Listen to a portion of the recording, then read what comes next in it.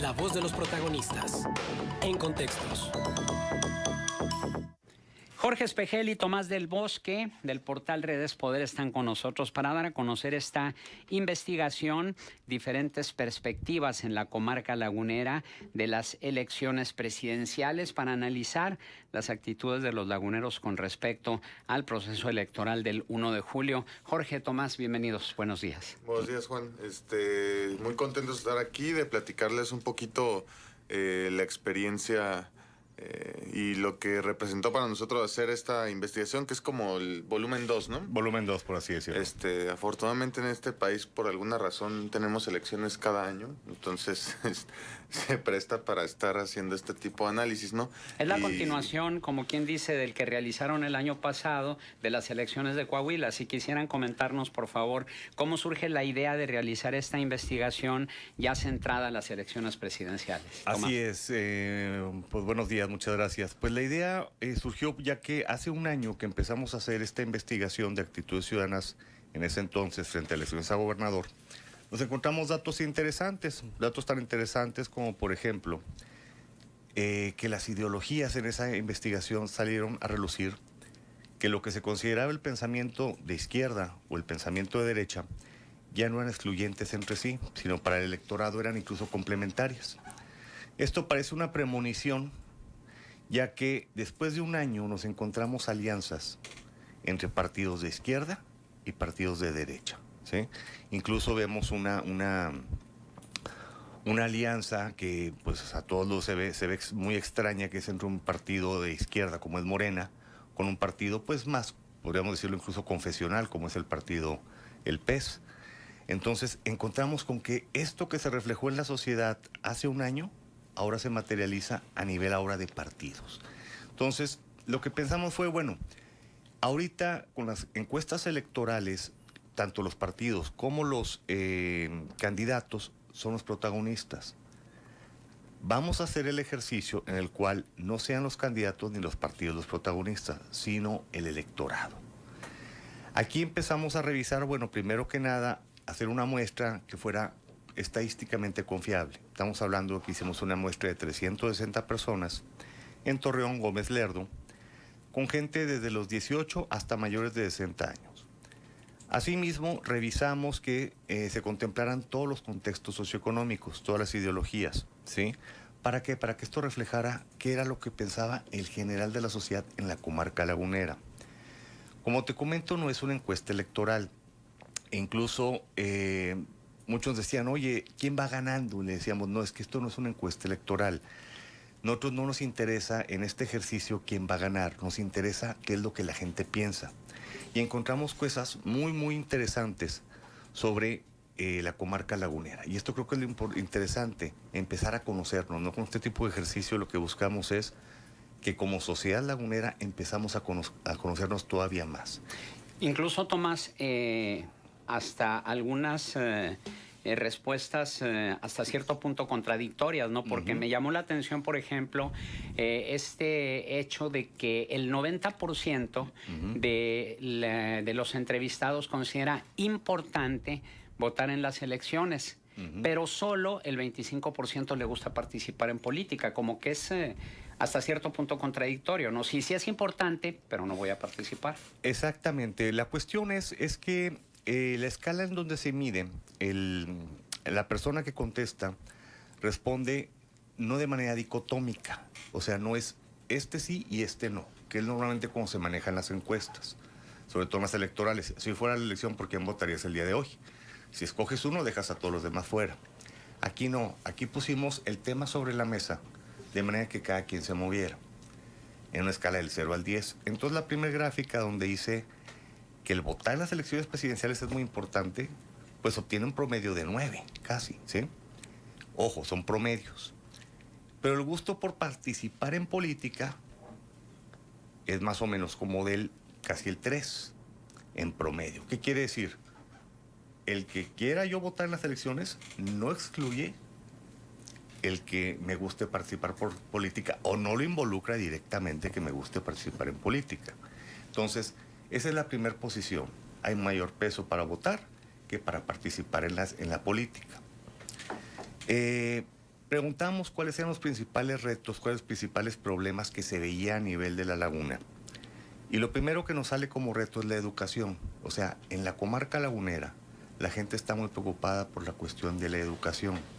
Entonces, un punto importante, interesante. Pero también eso se me hace muy interesante porque si bien toman como prioritario el tema de la educación, en un estado paréntesis donde se invirtieron 19,000 millones de pesos en educación, pero no desglosaron muy bien exactamente en qué puntos específicos, también hubo mucha como preocupación por la pobreza y desigualdad, o sea, en niveles muy similares, pero un poquito inferior, y en estabilidad económica. Aquí también curioso es que la inseguridad se fue a un cuarto plano, ¿no? En cuanto a la percepción general. Algo que a mí en lo personal me sorprendió. Yo pensé que iba a ser como lo principal, la seguridad o incluso el empleo. No es tanto la falta de empleo, sino el tipo de empleo, ¿no? Pero otros datos que ahorita les va a platicar Tomás, que están bien interesantes, es que la manera en que las personas informan habla mucho de cómo ven los problemas del país, ¿no? Y cómo los priorizan. Eso también está muy nada interesante. Más que antes de pasar a eso, que también está bien interesante, déjame preguntarte algo, Jorge. ¿Hay la posibilidad de saber qué aspecto de la muestra le interesa el tema de la educación más, si son los jóvenes o son los adultos? Mira, hicimos el cruce de variables y no hubo específicamente algo significativo. Se dice significativo cuando realmente hay una significancia estadísticamente hablando. Encontramos con que, por ejemplo, bueno, ya anteriormente, en el ejercicio anterior, encontramos que para los jóvenes la inseguridad no era un problema principal. Eso lo vimos el año pasado, en donde los mayores de 50 años eran los que veían el problema principal de la inseguridad como lo más grave. ¿Sí? A mí, qué interesante. O sea, porque finalmente esta premisa de los gobiernos de que estamos más seguros porque los jóvenes pueden salir de antro se cumple. Los jóvenes se sienten más seguros. No, y es una postura como muy reduccionista, ¿no? La seguridad tiene... Pero los jóvenes avalan. Sí, o claro. sea, porque si te están contestando y si te están respondiendo que para ellos el problema no es la seguridad, pues eso quiere decir que realmente corresponde a la visión que tiene el gobierno de que estamos muy seguros, más seguros porque los jóvenes pueden salir de antro. Son las diferentes perspectivas, ¿no? Es el mismo problema, pero visto desde diferentes ópticas. De hecho, de eso se trata precisamente este ejercicio, encontrar cuáles son las ópticas. Ahorita que mencionaba Jorge lo de los medios, nos encontramos con que la gente en la comarca lagunera, en su gran mayoría, se informa de política y de campañas a través de Facebook, televisión, periódicos, Twitter, fueron los más mencionados. Nos encontramos con esta situación. Por ejemplo, en Facebook. Facebook nos sale que la gente que se informa más por ahí, ojo, no son excluyentes, puede, como en la vida real, informarse por diferentes medios. Pero aquellos que se informan más por Facebook, uno, encuentran con que de las elecciones depende, desde su perspectiva, el futuro de México. O sea, le dan muchísima importancia al futuro de México en las elecciones. Y dos, es más común enojarse con amigos o conocidos porque no le van al candidato que a ellos les gusta. ¿Esto qué te está diciendo? Que Facebook es un ente polarizador. ¿Sí? Pero también, Tomás, eso nos da otra lectura de otra contradicción, ¿sí? Porque si la mayoría de ellos informa por Facebook y esa mayoría le ve mucha importancia al futuro de México a través de las elecciones, pues resulta contradictorio que la mayoría de esa misma mayoría no le interesa votar.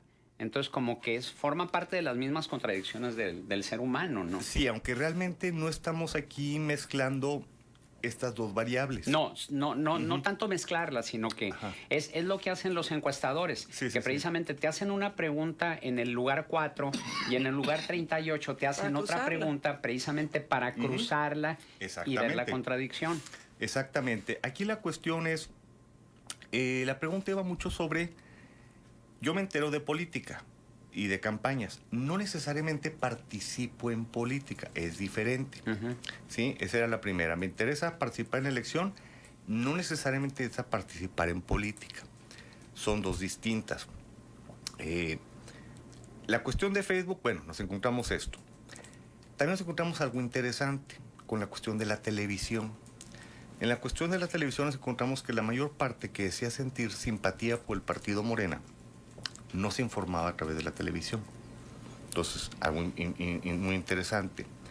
A través de los periódicos nos encontramos con que la gente que se informa a través del periódico, sí, está asociado, o esto se le denomina en estadística, está correlacionado, hay un índice de correlación muy alto, con que le gusta participar en política y consideran un reto la actual política de Estados Unidos, cosa que, por ejemplo, no aparece en otros segmentos. Entonces eso es interesante, ya que nos habla de otro perfil, Empezamos a seguir indagando a cuestiones todavía más profundas y nos encontramos, por ejemplo, con segmentos en los cuales las personas que encuestamos, había un segmento muy grande dividido a su vez entre subsegmentos que simpatizaban con los tres candidatos punteros. En este caso estamos hablando de Ricardo Anaya, Andrés Manuel López Obrador y José Antonio Meade. No estamos hablando exactamente en orden de popularidad, sino de ellos tres.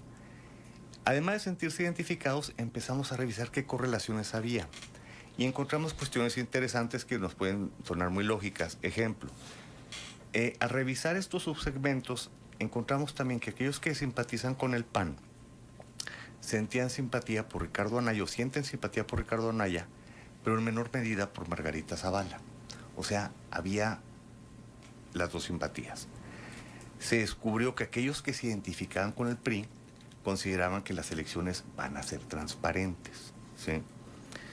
En el caso del PRD encontramos que además de que sentían simpatía por Ricardo Anaya en primer lugar, en menor grado también sentían o sienten simpatía por Andrés Manuel López Obrador, ¿sí? Aquellos que se identificaban con partidos como Movimiento Ciudadano y Partido Encuentro Social, además de sus respectivos candidatos, también sentían simpatía por Margarita Zavala, ¿sí? Esto empezamos a revisar y hacer todavía análisis más profundo. Y nos encontramos a través de análisis de ANOVA, que lo que hace es medir los promedios y checar las varianzas, tomando en cuenta las varianzas, y encontramos, por ejemplo, que Andrés Manuel López Obrador tenía menos simpatía entre las amas de casa de la muestra y tiene mayor simpatía entre empleados del sector privado, ¿sí? Y gente desempleada. Que José Antonio Meade tenía muchos simpatizantes entre personas que trabajaban en el sector público, ¿sí? Y gozaba de menos simpatía entre aquellos que estaban desempleados. Ricardo Anaya tenía mayor número de simpatizantes entre mayores de 50 años y en jóvenes de 18 a 20. Pero no era, tenía menos simpatía entre jóvenes de 21 a 30. Entonces empezamos a ver las diferentes perspectivas de esto. Si encontramos un segmento, efectivamente, que no se siente identificado con ningún partido político, no siente simpatía por algún candidato en particular y ha cambiado de opinión tanto a favor como en contra de algún candidato. Hay un segmento muy marcado en eso. Ellos podrían ser el fiel de la balanza, ¿no?, de la elección en un momento dado. Exactamente, porque son aquellos que están todavía a la expectativa y que un día les cae bien uno y luego empiezan a escuchar cosas y cambian de opinión, que finalmente es el que todos los candidatos pues están buscando convencer, ¿sí? Sí, es el fin de una campaña, ¿no? Ser influyente en la opinión pública para tratar de que quien vaya a votar se decida por ti, ¿no? Otra cosa que me parece, al menos a mí me cayó el 20, es que siempre me habían dicho que Twitter era como de ideologías, por eso es muy difícil obtener popularidad en esa red social, por eso es muy caro cuando lo quieres pagar, ¿no? Y en el estudio arrojó que quienes informan por medio de Twitter están también más interesados en política, y si analizamos más o menos el contenido y cómo se maneja esta red social, la realidad es que ahí es la plataforma en donde todos los líderes de opinión y los académicos, los periodistas se expresan. A Facebook casi ellos no lo toman en cuenta, ¿no? Entonces este tipo de estudios sí creo de alguna manera como que abren la ventana y te dejan ver un poquito cómo nos comportamos al momento en épocas electorales. Y yo insisto y quiero ser como preciso en este tema, Este trabajo no fue hecho con la intención de medir quién va a ganar o quién es más popular en la laguna, ni mucho menos. Y sí es importante de alguna u otra manera que quienes sí se dedican a política, quienes sí están metidos en el ajo, como se dice, tomen más en cuenta el electorado y estudien el comportamiento del electorado para que en realidad identifiquen y diagnostiquen los problemas y las principales, digamos, solicitudes que tiene la sociedad, ¿no? Estamos sobre el tiempo, Jorge. Nada más déjame preguntarte esto porque no me quiero quedar con la duda. ¿Realmente identificar el comportamiento del electorado quiere decir tomar en cuenta al elector? Porque muchas de las veces no vamos en la misma línea. Pues puede ser como un proceso de diagnóstico. Yo lo definiría así, o sea, para saber cómo atacar el mal, tengo que saber qué tienes. Claro. Y ¿Pero sí les interesa? a nosotros como investigadores sí. o a los políticos. A quienes tengan en sus manos y que estén del lado de la política los resultados. Posiblemente no, pero debería interesarles. Ya. Debería, sí. Debería de. Bueno, esta es una probada nada más de esto que es el diferentes perspectivas en la comarca lagunera de las elecciones presidenciales. Pero las personas que estén interesadas en conocer más a fondo este estudio, ¿a dónde pueden acudir? El trabajo en particular fue publicado en redespoder.com. Ahí está accesible en la página principal. Y también hacer la mención de que también fue publicado en el Siglo de Torreón el día domingo. Entonces, por medio de esas dos plataformas lo pueden Bajar. lo pueden bajar, lo pueden leer. Muy bien, Jorge Espejel y Tomás del Bosque del portal periodístico Redes Poder, gracias por su presencia aquí en Contextos. Muchas gracias. Gracias. Muchas gracias por la invitación.